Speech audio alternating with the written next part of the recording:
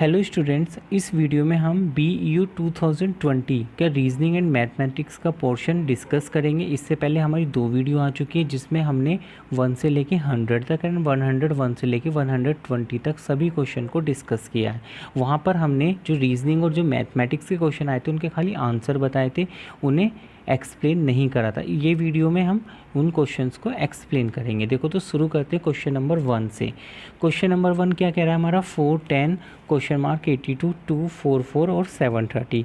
देखो अगर ध्यान से देखो तो क्या हो रहा है, 4 से लेके 730 बन रहा है। मीन्स क्या चल रहा है, बहुत ज़्यादा बड़ा नंबर हो रहा था। ऐसे केस में क्या होता है, हमारा मल्टीप्लिकेशन चलता है। तो हम इससे क्या करेंगे, पहले 4 से 10 बनाते हैं। देखो 4 से 10 कैसे बनेगा, 4 × 3 - 2 करके हम 10 बना सकते हैं इसे। तो हमारा 10 बन गया। फिर इसमें नेक्स्ट क्या लगाएंगे हम, 10 × 3 - 2 करके देखते हैं तो हमारा कितना हो गया, 30 - 2 = 28। अगेन 28 × 3 - 2 करेंगे तो अपना कितना आ जाएगा, 84 - 2 = 82। ठीक है, हमें मिल गया पैटर्न। 82 × 3 - 2 करोगे अगेन तो हमारा कितना आ जाएगा, देखो ये 246 - 2 तो कितना आ गया, 244। क्लियर है। तो कुल मिला के हमें मिल रहा, आगे चेक करने की नीड नहीं है। तो हमें क्या मिल गया यहाँ पर, हमारा क्या आ जाएगा, 28 क्या हो जाएगा अपना, ऑप्शन नंबर सी। क्लियर है। अब देखते हैं क्वेश्चन नंबर, तो क्वेश्चन नंबर सेकंड देखते हैं। देखो क्वेश्चन नंबर सेकंड जो है हमारा ब्लड रिलेशन से आया हुआ है, तो इसे हम डायरेक्ट बनाएंगे। देखो अगर जो हम पढ़ें A is the brother of B, मतलब जो ए है बी का भाई है। ठीक है, ए बी का भाई है। तो हम क्या करेंगे, पहले तो ए को क्या करेंगे, बी का भाई बना देंगे। तो अगर जो मेल की बात करें तो मेल के लिए क्या यूज़ करते हैं, बॉक्स यूज़ करते हैं, और फीमेल के लिए सर्कल यूज़ करते हैं। ठीक है, तो हमने ये ए क्या है, अपना मेल है, ब्रदर है, तो हमने क्या करा, इसे बॉक्स में बंद कर दिया। अब क्या कह रहा है, B is the brother of C, जो बी है वो सी का भाई है। तो बी भी तो सी का भाई है, तो बी भी क्या हो गया, मेल हो गया। तो इसे हमने सी का भाई बना दिया। फिर कह रहा है C is the husband of D, जो सी है हस्बैंड है किसका, डी का, तो सी भी तो क्या हो गया, मेल हो गया। ठीक है, हमारा हस्बैंड मतलब कि क्या हो गया, पति है। सी जो है डी का पति है। फिर कह रहा है फिर कह रहा है and E is the father of A, जो ई है ना वो फादर है किसका, आपका ए का। तो ई को हमने क्या करा, ए का फादर बना दिया यहाँ पर। क्लियर है, मतलब ए क्या है, ई क्या है, ए का पिता है। एक ही बात है। तो डी का ई से संबंध बताओ। मीन्स हमें क्या बताना है, तो बताना है कि जो डी है और ई है इनमें आपस में क्या रिलेशन है। देखो अगर जो ये मेल है, ये इसकी पत्नी है, तो ये फीमेल है।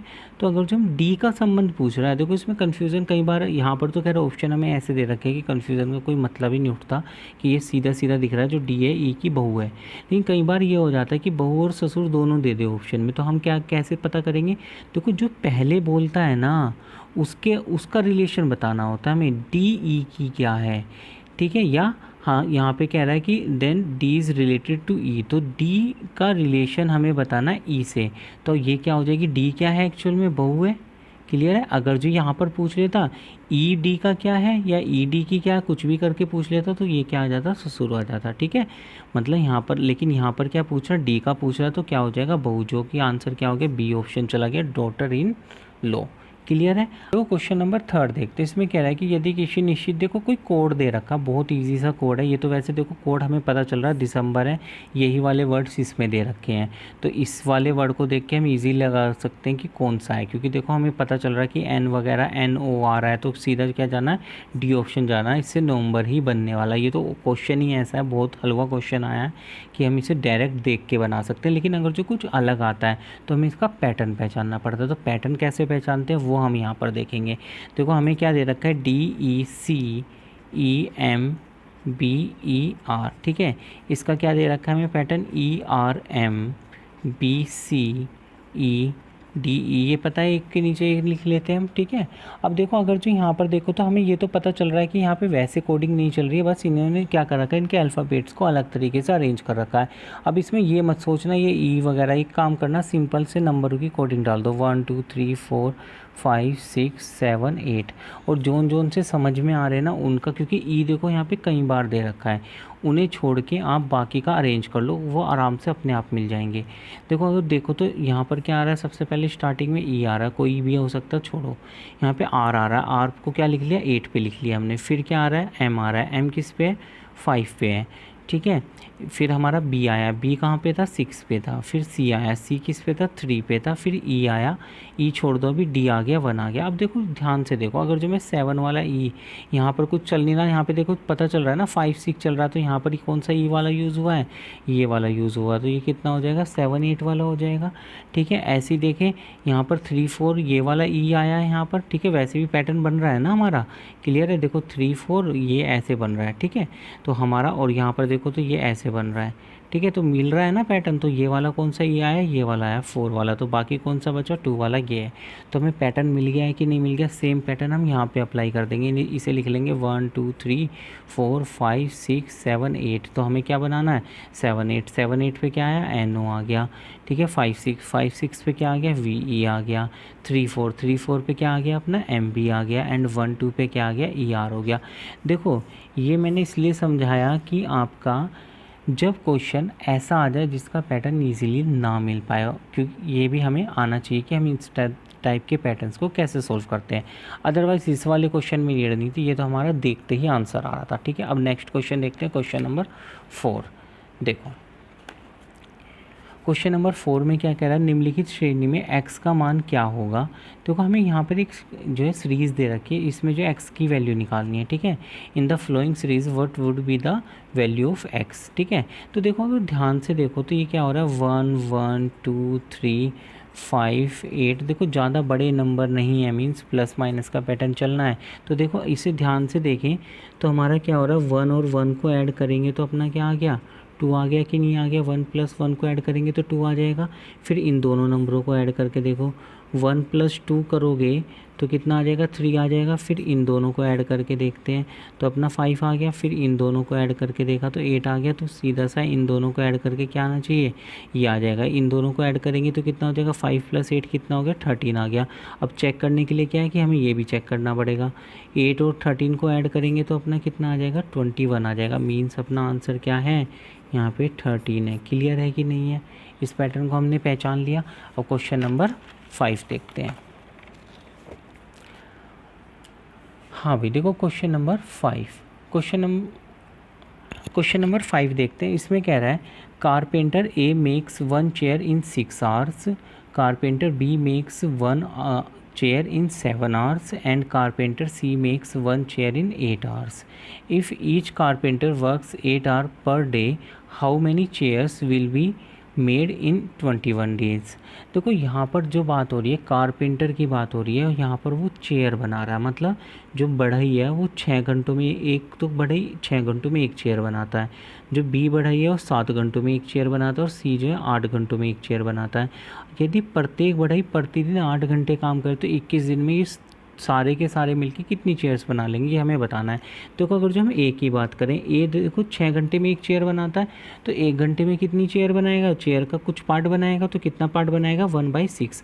और अगर जो इसकी की बात कर ले 8 घंटे काम करा दिया जाए तो ये कितनी बना देगा 8/6। क्लियर है, सही है। अब इसी की हम बात कर लें आगे कि ये हमारा 21 डेज़ में कितनी बना देगा। देखो सभी को 21 डेज़ काम करा रहा है, किसी को अलग अलग नहीं करा, तो हम डायरेक्ट ही कर देंगे इसे। ठीक है, 21 कर दिया तो देखो हमारा कितना आ गया, ये 4 टाइम्स चला गया, 3 टाइम्स चला गया, 3 से 7 टाइम्स, और ये कितना 28। मतलब ए ने अपना क्या करा 21 डेज़ में आपका और 8 घंटे डेली काम करके कितनी चेयर बना दी 28 बना दी। अब बी की बात कर लेते हैं, बी कितनी बनाएगा 1/7 बनाएगा 1 आवर में, और इसे डायरेक्ट कर देते हैं 8 घंटे में 8/7 और 21 डेज़ से मल्टीप्लाई कर दो, क्योंकि 21 डेज़ में कितनी बनाएगा तो 3 टाइम्स चला गया, तो कितना आ गया 24 आ गया। सी की बात कर लेते हैं, सी कितना बना रहा है, देखो यहाँ पर सी की बात करें तो 1/8, वही वो क्या कर रहा है एक चेयर को 8 घंटे में बना रहा है, तो 8 घंटे में कितनी चेयर बनाएगा 8/8, और 21 दिन में गुना 8 कर दो इससे मल्टीप्लाई, तो अपना कितना आ गया 21 आ गया। अब इन सबको ऐड कर दो, यही क्या हो जाएगा हमारा टोटल आ जाएगा कि ये टोटल तीनों के तीनों मिलके 8 घंटे डेली काम करके 21 दिन में कितनी चेयर्स बना लेंगे। तो हमारा कितना हो गया 8 4 12 और 1 कितना हो गया 13, 1 कैरी चला गया, ये कितना आ गया 6 और 1 7।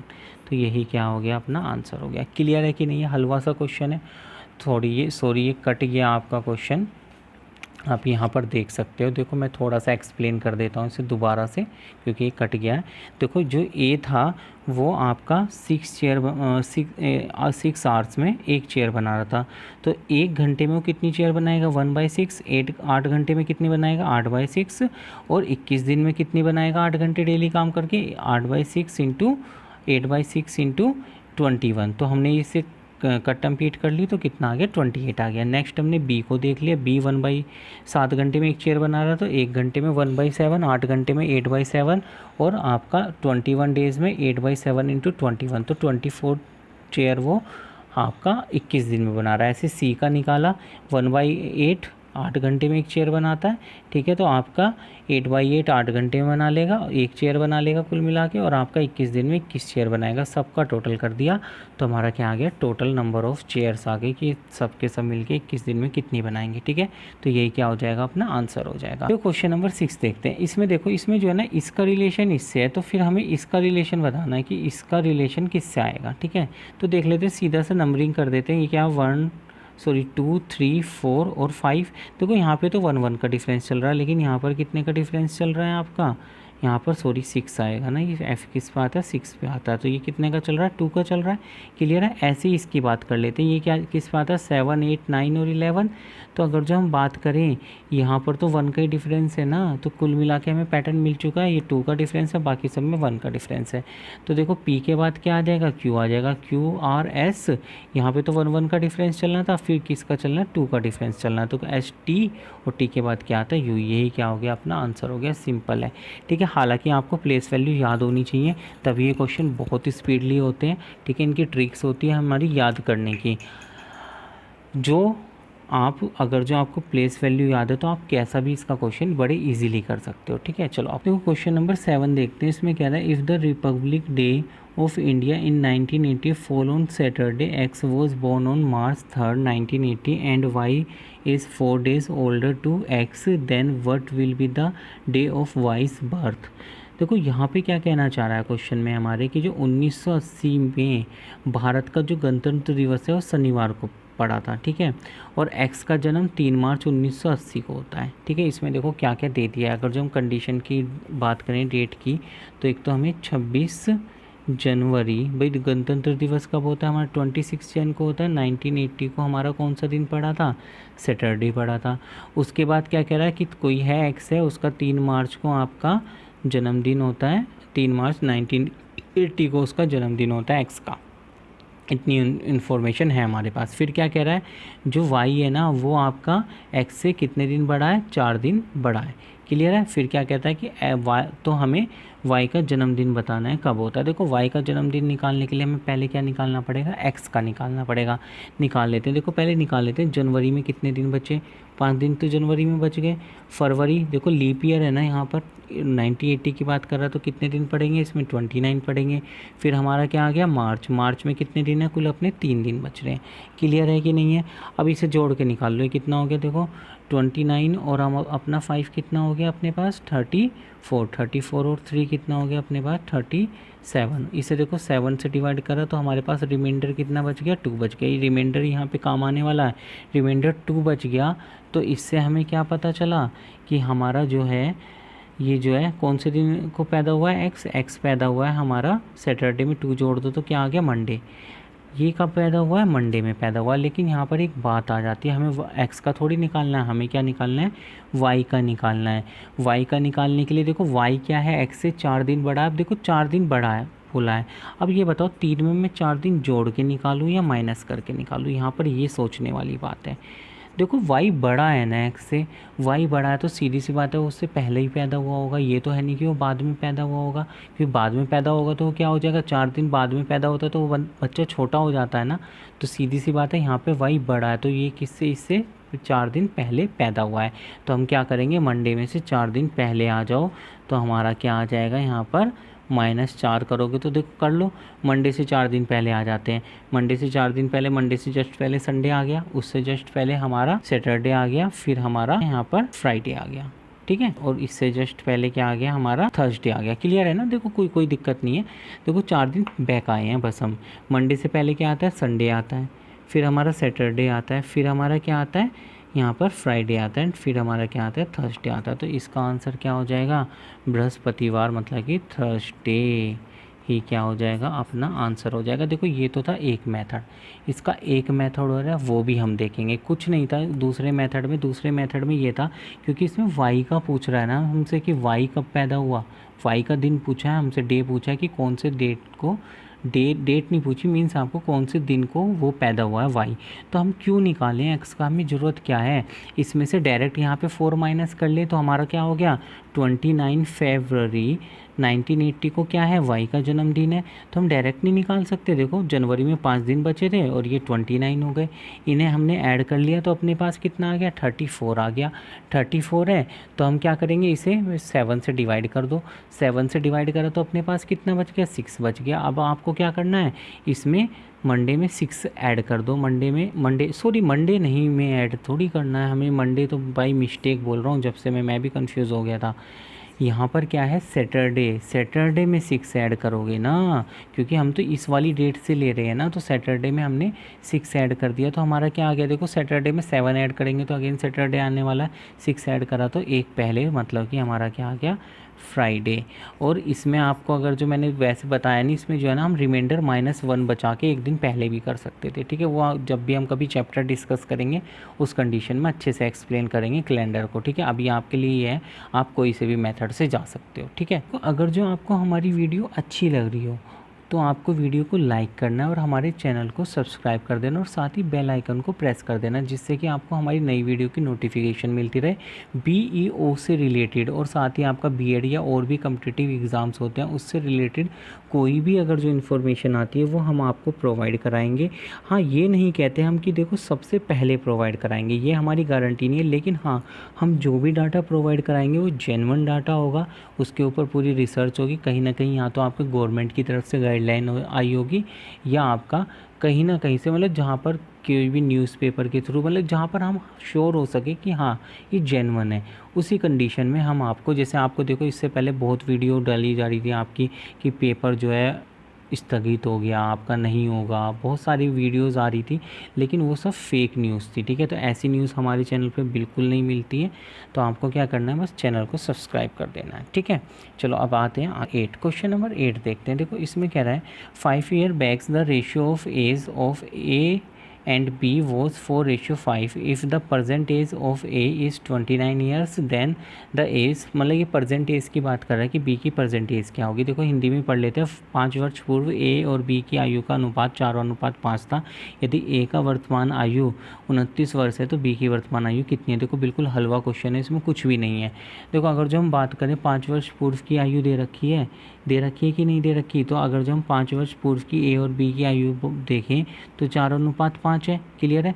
अब ये कह रहा है कि A की वर्तमान आयु, मतलब अगर जो इसकी आयु 4x है और इसकी आयु 5x है तो इसकी 5 वर्ष बाद ही तो वर्तमान आयु होगी, तो प्रेजेंट एज क्या हो जाएगी A की, प्रेजेंट एज A की बात करेंगे तो 4x + 5 हो जाएगी, जो कि किसके बराबर है 29 के बराबर है। तो यहाँ से हमारा क्या निकल जाएगा, देखो 5 माइनस में चला जाएगा ये, तो क्या हो गया 4x = 24 आ गया हमारे पास। और x की वैल्यू कितनी आ गई, 4 से डिवाइड कर दिया तो हमारा कितना आ गया 6 आ गया। तो कुल मिला के x की वैल्यू आ गई। हमसे क्या पूछ रहा है कि b की वर्तमान आयु कितनी होगी। पहले हमें क्या करना है 5x की वैल्यू निकाल दो, 5x निकालेंगे तो 5 × 6 = 30, और वर्तमान आयु कितनी होगी 5 वर्ष बाद ही तो वर्तमान आयु होगी, क्योंकि ये 30 वर्ष कौन सी आई है 5 वर्ष पूर्व की आयु आई है। तो हमारा कितना आ जाएगा 5 इसमें ऐड कर देंगे हम लोग, तो हमारा आंसर कितना आ गया 35। क्लियर है। इस टाइप के क्वेश्चन में कुछ नहीं होता, बिल्कुल हलवा क्वेश्चन होते हैं। क्वेश्चन नंबर 9 देखते हैं। देखो क्वेश्चन नंबर 9 देखने से पहले आपको मैं बताना चाहूँगा, इससे पहले हमने बीएड की भी वीडियोज़ डाली हैं जिसमें रीजनिंग की वीडियो भी है, मैथ्स की वीडियो भी है। देखो जो बच्चे कंपटीशन की तैयारी कर रहे हैं उनके लिए वो रीजनिंग की वीडियो इम्पोर्टेंट है, क्योंकि उसमें सारा सिलेबस वही है जो आपका किसी भी कम्पिटिटिव, जैसे एसएससी हो गया, यूपी पुलिस, दिल्ली पुलिस, या आपके जैसे आपके जो भी स्टेट लेवल के एग्ज़ाम्स होते हैं उनमें जो रीजनिंग पूछी जाती है सेम सिलेबस वही है।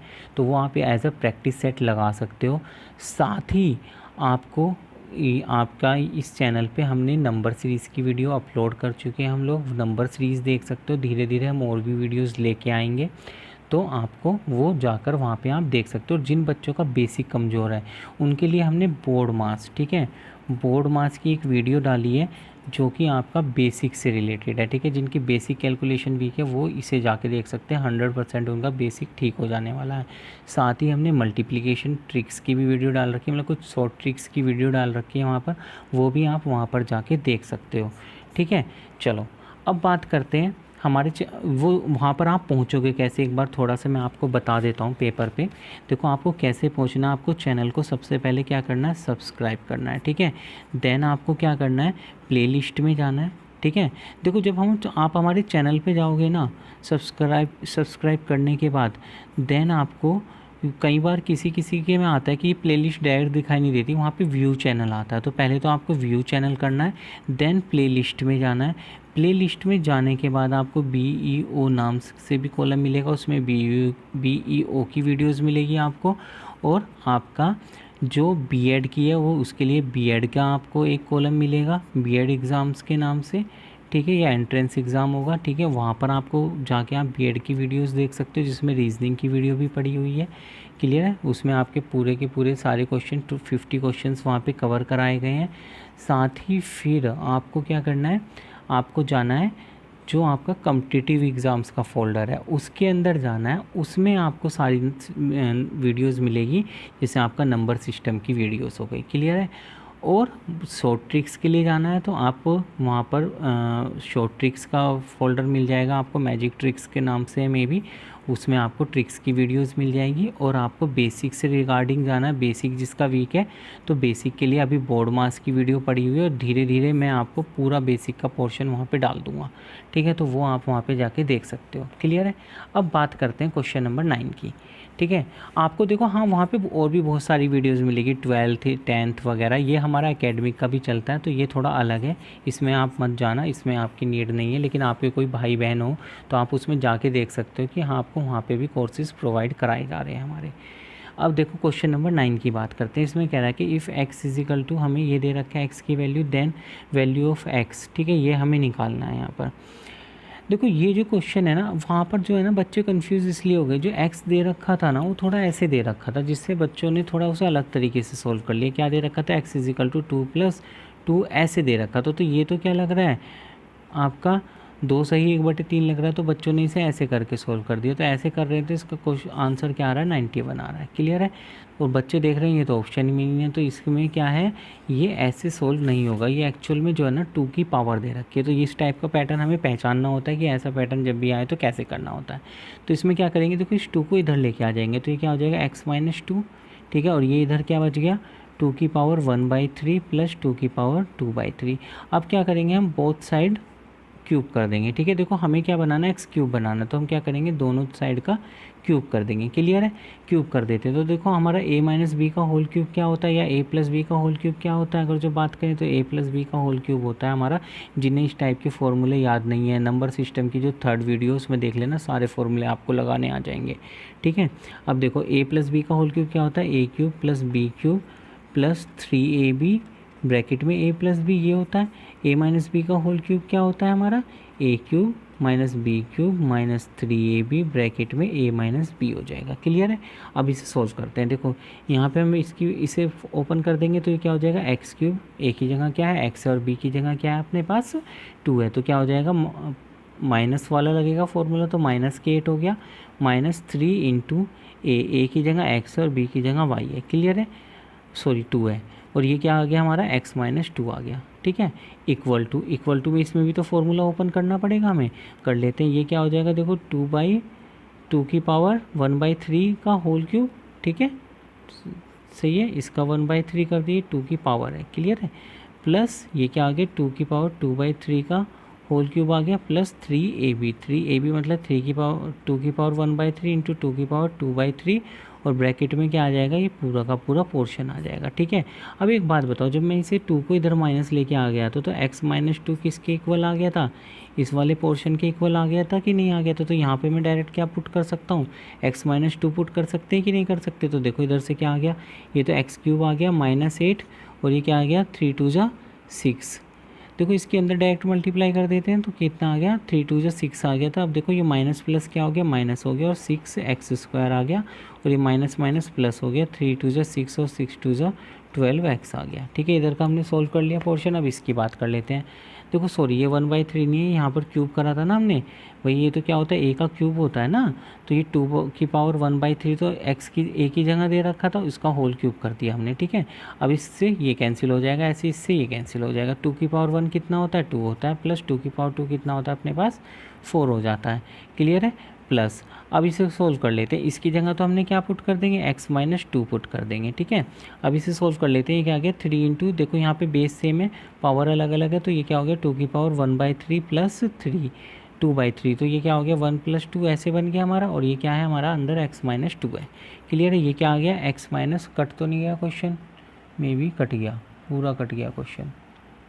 रुक जाओ, ये क्वेश्चन कट गया है यहाँ से, मैं इस वाले को दोबारा से करा रहा हूँ, बस इस वाले पोर्शन को। ठीक है, देखो यहाँ पर अगर जो हम क्यूब करेंगे तो ये तो हमारे यहाँ पे x³ आ गया, यहाँ से क्या आ गया -8 आ गया, और इनकी मल्टीप्लाई कर दी तो अंदर भी कर देंगे साथ के साथ, 3 2 6 और माइनस प्लस क्या होगा, माइनस हो जाएगा। 6x की जब अंदर मल्टीप्लाई करेंगे x में तो 6x² हो जाएगा, और ये कितना आ जाएगा माइनस माइनस प्लस 6 2 12x आ गया इक्वल टू।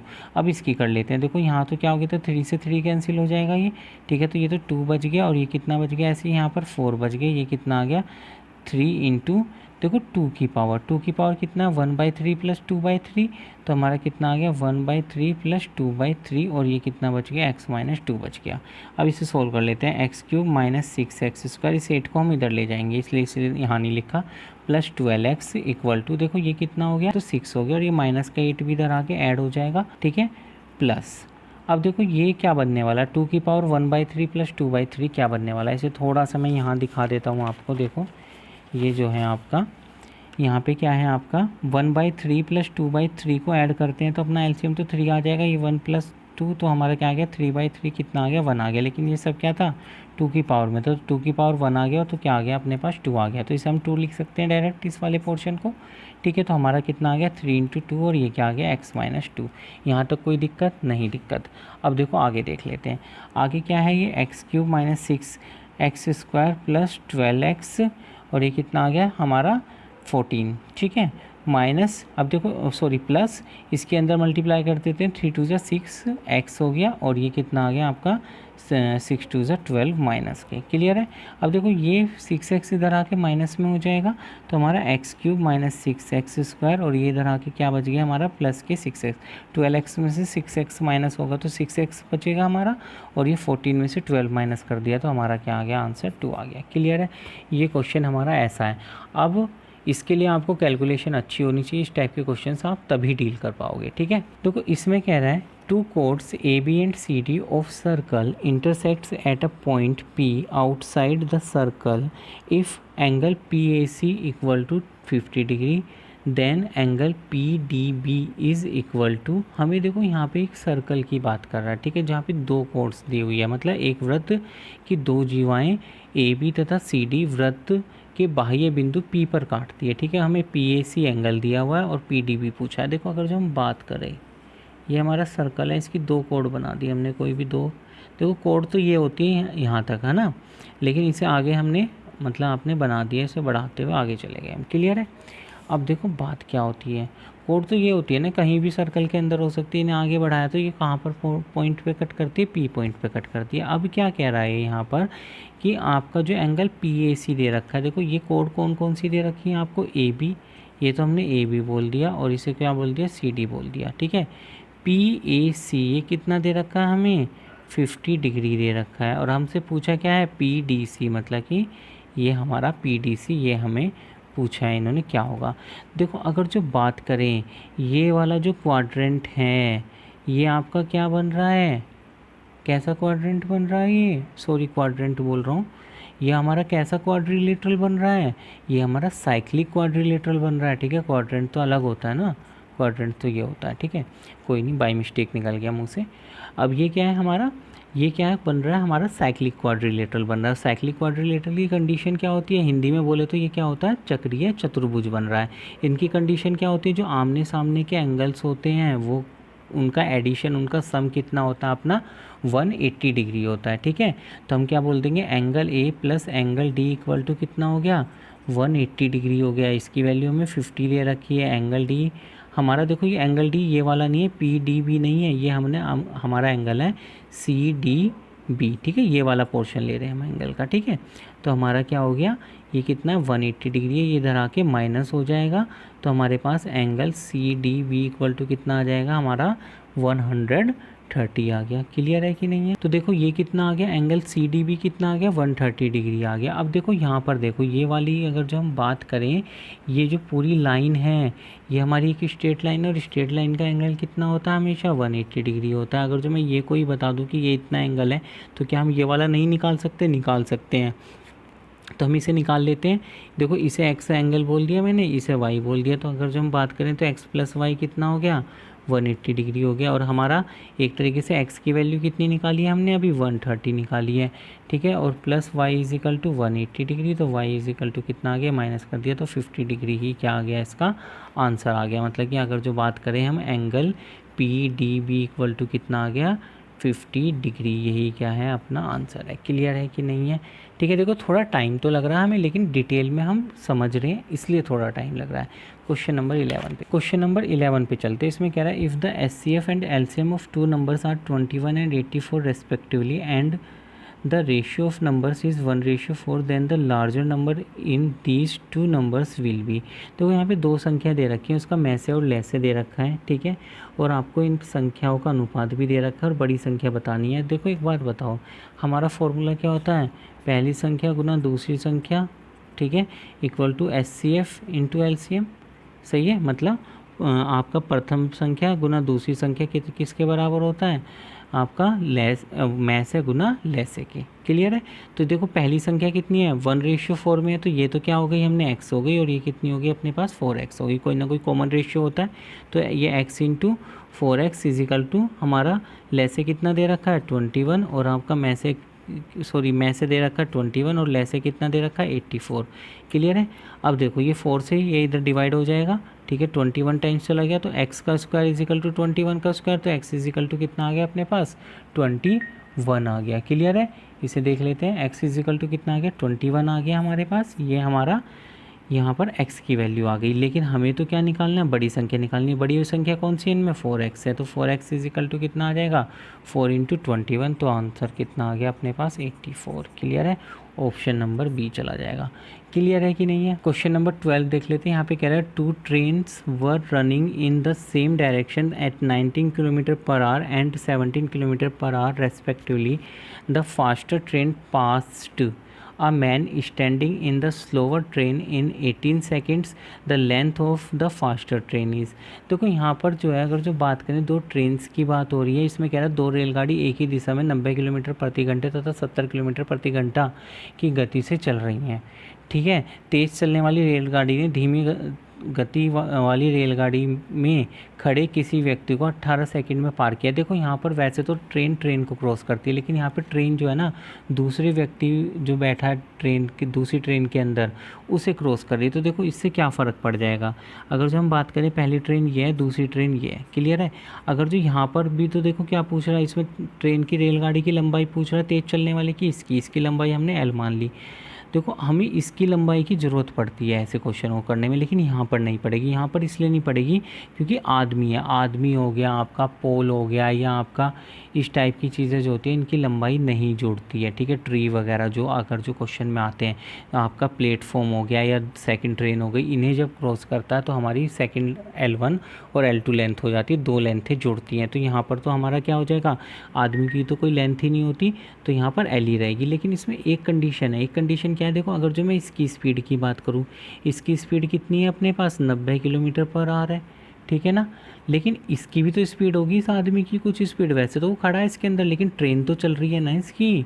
ट्रेन कितनी स्पीड से चल रही है 70 किलोमीटर पर आवर, तो उससे क्या हो गया, और सेम डायरेक्शन में ही जा रही है, तो उससे क्या फ़र्क पड़ गया, उससे ये फ़र्क पड़ गया कि इस आदमी की चाल कितनी हो गई, स्पीड कितनी हो गई 70 किलोमीटर पर आवर हो गई। तो इनकी ओवरऑल स्पीड कितनी हो जाएगी 90 - 70 करके निकाल दोगे आप। जो कि 20 किलोमीटर पर आर हो गई कि नहीं होगी, ये चीज़ समझ में आई। ठीक है, इसका फॉर्मूला क्या होता है हमारा, speed is equal to distance upon time होता है।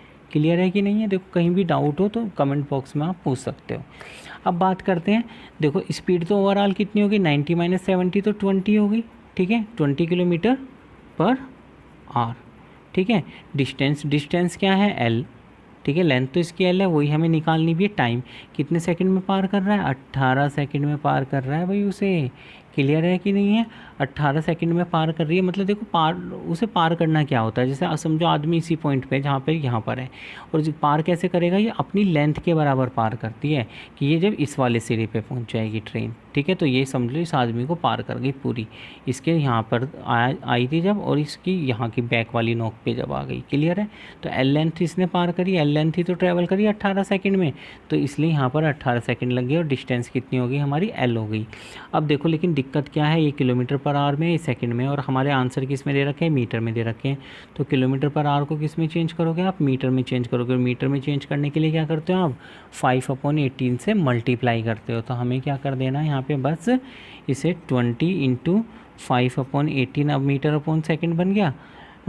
ठीक है, और ये 18 इधर डिवाइड में तो इधर मल्टीप्लाई में आ गया, इक्वल टू एल आ गया। 18 से 18 कैंसिल हो गया, तो हमारा एल इक्वल टू कितना आ जाएगा, 25 × 100 मीटर। मतलब जो ट्रेन की लेंथ है वो कितनी है अपने पास, 100 मीटर है। क्लियर है कि नहीं है क्वेश्चन? देखो क्वेश्चन नंबर 13 देखते हैं, इसमें क्या कह रहा है, by selling an article at 3/4 of selling price, a trader incurred a loss of 10%, the profit and loss percentage when it sold at original selling price। देखो अब बात करते हैं यहाँ पे, पहले क्वेश्चन को समझते हैं क्या रहा है, एक बार हिंदी में पढ़ लेते हैं। किसी वस्तु को बिक्री मूल्य के 3/4 पर बेचने पर विक्रेता को 10% की हानि हुई। पहले इतनी लाइन को ही करते हैं। देखो किसी वस्तु को विक्रय मूल्य के 3/4 मतलब कि सेलिंग प्राइस के क्या 3 देखो विक्रय मूल्य को तो हम बात करेंगे, बिक्री मूल्य मतलब विक्रय मूल्य हो या बिक्री मूल्य हो, इसे SP से डिनोट करेंगे। और कॉस्ट प्राइस क्या होता है हमारा, क्रय मूल्य। ठीक है, और क्रय मूल्य को हम CP से डिनोट करते हैं यहाँ पर। तो देखो यहाँ पर क्या कह रहा है, उसे हानि हो रही है ना 10% की। जब उसने SP के 3/4 में बेचा वस्तु को, तो उसे 10% की हानि, और हानि हमेशा किस पे होती है, CP पे होती है। हानि हो चाहे प्रॉफिट हो, हमेशा हमारा किस पे होता है, कॉस्ट प्राइस पे होता है। तो CP का 10% की हानि हुई तो कितना बचा, 90/100, 90/100 बच गया। तो ये दोनों इक्वल हो गए, 0 से 0 कैंसिल हो गया, 3 से ये 3 टाइम्स चला गया, 4 को 2 टाइम्स, 2 2 ज़ा 4 और 2 5 ज़ा 10। क्लियर है? तो ये मल्टीप्लाई में चला गया, तो SP अपॉन में हमारा CP इज इक्वल टू कितना आ गया आपका, 6/5। मतलब SP तो 6 हो गया एक तरीके से, और CP कितना हो गया, 5 हो गया। अब यहाँ पर पूछ रहा है कि द प्रॉफिट और लॉस परसेंटेज। देखो अब यहाँ पर प्रॉफिट एंड लॉस परसेंटेज की बात कर रहा है कि वो जो बिक्री मूल्य पर उसे बेचता है। एक बात बताओ हो क्या रहा है एक्चुअल में, लॉस हो रहा है या प्रॉफिट, पहले ये देख लेते हैं हम लोग। देखो 5 की उसने चीज़ को ख़रीदा और 6 में बेच दी, तो क्या हो रहा है, हमें प्रॉफिट हो रहा है। कितने का प्रॉफिट हो रहा है, एक का प्रॉफिट हो रहा है। ठीक है, यहाँ पे रुपीज़ में नहीं, मतलब 1 का प्रॉफिट हो रहा है। ठीक है, और किस पर होता है प्रॉफिट, हमेशा प्रॉफिट हो चाहे लॉस हो, हमेशा किस पे होता है, कॉस्ट प्राइस पे होता है। तो कॉस्ट प्राइस क्या हो जाएगा, नीचे इंटू 100। क्लियर है? 5 से काट लिया 20, तो आंसर कितना आ गया अपना, 20% क्या हो गया अपना आंसर हो गया। क्लियर है कि नहीं है ये क्वेश्चन? देखो क्वेश्चन नंबर 14 देखते हैं, इसमें कह रहा है इफ़ कंपाउंड इंटरेस्ट मतलब CI की बात कर रहा है, फॉर 20 रुपीज़ है, is gained at rate of 5% per annum on a principal in second year, then what is the principal amount. एक बार हिंदी में पढ़ लेते हैं। यदि मूलधन पर 5% प्रति वर्ष की दर पर दूसरे वर्ष में ₹420 चक्रवृद्धि ब्याज मिलता है, तो मूलधन कितना है ये हमें बताना है। देखो हमें यहाँ पे मूलधन बताना मतलब कि प्रिंसिपल अमाउंट बताना, लेकिन यहाँ पे कंडीशन दे रखी है कि आपका जो कंपाउंड इंटरेस्ट है वो कितना दे रखा है, कुल कितना मिला है उसे, 420 मिला है। किस कब मिला है, सेकेंड ईयर पे मिला है। ठीक है, और इस पर रेट ऑफ इंटरेस्ट भी दे रखा है। तो यहाँ पर क्या करेंगे, पहले तो हमने 100 मान लिया कि प्रिंसिपल अमाउंट कितना अपना 100 है। देखो फर्स्ट ईयर की अगर जो बात करें और सेकेंड ईयर की हम बात करें, तो पहले साल देखो 5% के इंटरेस्ट पे 100 रुपीज़ पे कितना इंटरेस्ट लग जाएगा, 5 रुपीज़ का लग जाएगा। सेकेंड ईयर में कितना लगेगा, ये तो 5 ही लगेगा, लेकिन 5 पे भी तो लगेगा। ठीक है, 5 का भी 5% निकाल दो, 5/100, 5 से काटा 20 टाइम्स, सॉरी 5 से काटा, हाँ 5 से काटेंगे हम तो कितना आ जाएगा 20 टाइम्स, और 5 से काटा हमारा 5 4 जा 20। क्लियर है। तो हमारा कितना आ गया, ये इसे सोल्व कर लिया तो हमारा आ जाएगा 21/4। देखो ये क्या आ गया, ये हमारा सेकेंड ईयर में आ गया कि कितना उसे ब्याज देना पड़ा। और यहाँ पे भी तो यही कह रहा है, यहाँ पे ये नहीं बोल रहा कि 2 सालों में मिलके कितना चक्रवर्ती ब्याज, इतना चक्रवर्ती ब्याज है। इसने कहा कि सेकेंड ईयर, सिर्फ सेकेंड ईयर का चक्रवर्ती ब्याज कितना है 420, मतलब कि 21/4 किसके बराबर हो गया आपका 420 के बराबर हो गया। तो 1 किसके बराबर आ गया 420 इंटू 4/21 के, तो हमने 21 से काट लिया, 2 बार चला गया, ठीक है 20 बार चला गया, तो हमारा कितना आ गया 80। और हमें क्या निकालना है, प्रिंसिपल अमाउंट निकालना है। ठीक है, यहाँ पे देख लो एक बार, जो नहीं दिखा तो 1 बराबर क्या आ गया हमारा 420 इंटू 4/21 कैंसिल हो गया, 20 आ गया, यहाँ पे 80 आ गया।